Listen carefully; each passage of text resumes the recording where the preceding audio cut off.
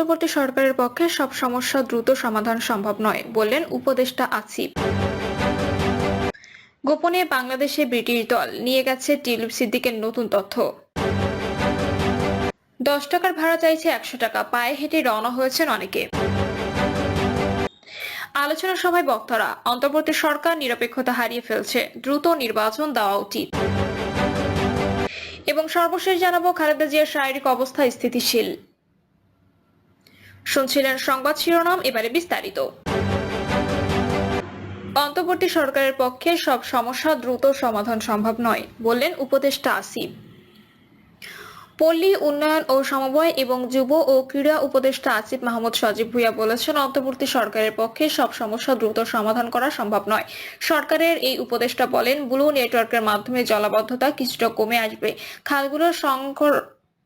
খালগুলো সংরক্ষণ করতে পারে, ঢাকা শহরের চিত্র ভিন্ন হতো। অন্তর্বর্তী সরকারের পক্ষে সব সমস্যা এত দ্রুত শেষ করা সম্ভব নয়, তাই আমরা কিছু পরিকল্পনা নিয়ে যাচ্ছি। এ সময় তিনি আরো বলেন, ঢাকা নর্থ মডেল পরিকল্পনা হাতে নেওয়া হয়েছে, যা হবে শহরের জন্য রোল মডেল। উদ্বোধনী অনুষ্ঠানে বন ও পরিবেশ উপদেষ্টা সৈয়দা রিজওয়ানা হাসান বলেন, বর্ষার আগেই 6টি খালের খনন কাজ শুরু হবে। আগে সমন্বয়ের অভাব ছিল, তবে এখন আন্তঃমন্ত্রণালয় এক হয়ে কাজ করছে। কাজটা শেষ করতে সময় লাগবে, তবে আমরা শুরু করে দিচ্ছি।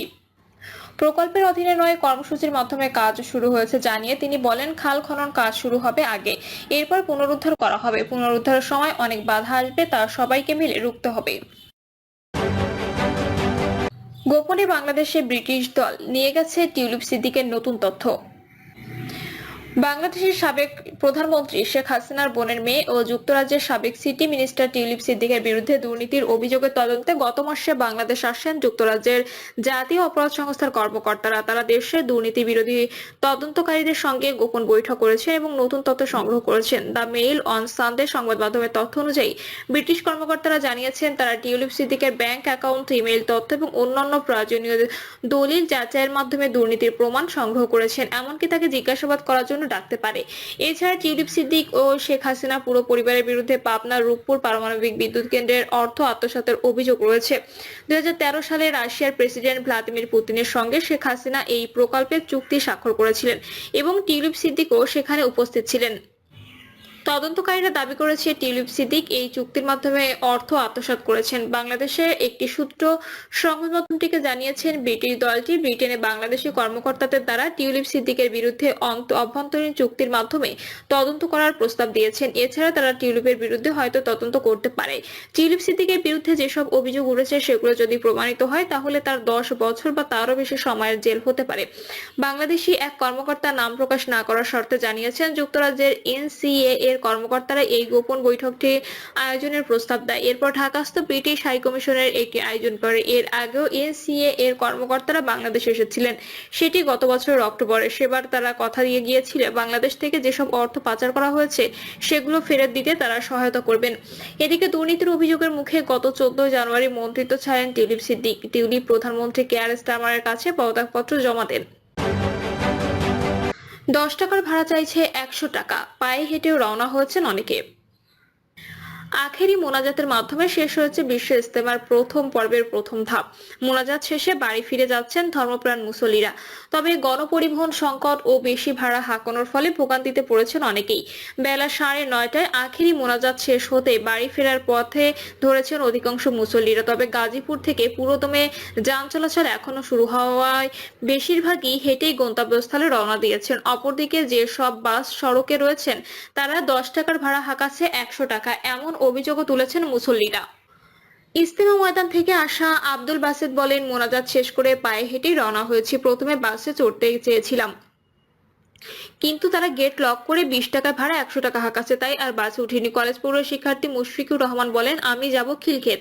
টঙ্গী থেকে যার ভাড়া সর্বোচ্চ 15 থেকে 20 টাকা, সেখানে বাসগুলো 100 টাকা নিচে উঠাচ্ছেন না, তাই বাসে না চড়ে হেঁটে আসছি। অনেক মানুষ একত্রে বাড়ি ফিরছি, তাই খুব একটা কষ্ট হচ্ছে না। তবে বৃদ্ধ ও শিশুরা গণপরিবহনে চড়ে ফিরে যাচ্ছেন বাড়িতে। বাসের পাশাপাশি সিএনজি, পিকআপ ভ্যান, বাইকে করেও ফিরছেন অনেকে। বিমানবন্দর জোনের পুলিশ কর্মকর্তা জানান, বিশ্ব রোডগামী ডাইভারশন ইতোমধ্যে খুলে দেওয়া হয়েছে। গাজীপুরের দিকে রাস্তা ধীরে ধীরে খুলে দেওয়া হবে, ফলে সড়কের অবস্থা দ্রুত স্বাভাবিক হয়ে আসবে। আলোচনা সভায় বক্তারা, অন্তর্বর্তী সরকার নিরপেক্ষতা হারিয়ে ফেলছে, দ্রুত নির্বাচন দেওয়া উচিত। অন্তর্বর্তী সরকার নিরপেক্ষতা হারিয়ে ফেলছে, এই মন্তব্য এসেছে ঢাকায় এক আলোচনা সভায়। আলোচকেরা বলেন, সরকার দ্রব্যমূল্যের দাম কমাতে পারছে না, অপরাধীদের বিচার নিশ্চিত করতে পারছে না, ফলে যত দ্রুত সম্ভব অন্তর্বর্তী সরকারের উচিত নির্বাচন দিয়ে বিদায় নেওয়া। অন্তর্বর্তী সরকার নিরপেক্ষতা হারিয়েছে বলে অভিযোগ করে আলোচনা সভায় নাগরিক ঐক্যের সভাপতি মাহমুদুর রহমান মান্না বলেন, প্রধান উপদেষ্টা অধ্যাপক মোহাম্মদ ইউনূস ছাত্রদের রাজনীতিতে সুযোগ করে দিতে চান। প্রধান উপদেষ্টা মনে করেন, ছাত্ররা এত ত্যাগ করেছে, তাদের প্রাপ্তি দিতে হবে। অথচ 52 ভাষা আন্দোলন, মুক্তিযুদ্ধ, 69-এর গণ অভ্যুত্থানে ছাত্ররা ভাগ চায়নি।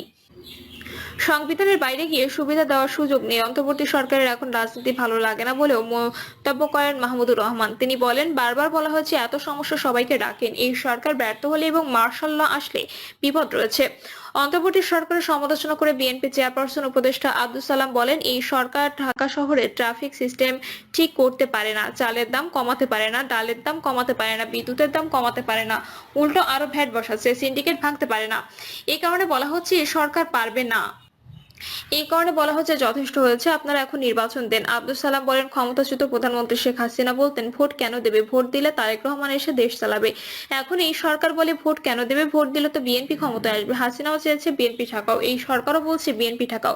সরকারকে জনগণের উপর আস্থা রাখার আহ্বান জানান তিনি। আওয়ামী লীগ শাসনামলে অপরাধীদের বিচার না হওয়ায় ক্ষোভ প্রকাশ করে আব্দুস সালাম বলেন, এখনো বিচার শুরু হয়নি, এখনো মাফিয়ারা দেশ চালাচ্ছে বাংলাদেশ। জাসদের সাধারণ সম্পাদক নাজমুল হক প্রধান বলেন, যারা ক্ষমতায় আছেন এরা ক্ষমতার স্বাদটা খুব ভালো করে পেয়ে গেছেন, ক্ষমতা আর ছাড়ছেন না, সে কারণে তাদের মুখে সংস্কার, অন্তরে ক্ষমতা। তিনি বলেন, আওয়ামী লীগ সরকারের সন্ত্রাস, দুর্নীতি, লুটপাট, গণহত্যাকে চিহ্নিত করতে গিয়ে মুক্তিযুদ্ধ থেকে শুরু করে জাতীয় ইতিহাস, সংস্কৃতিকেও কটাক্ষ করা হচ্ছে।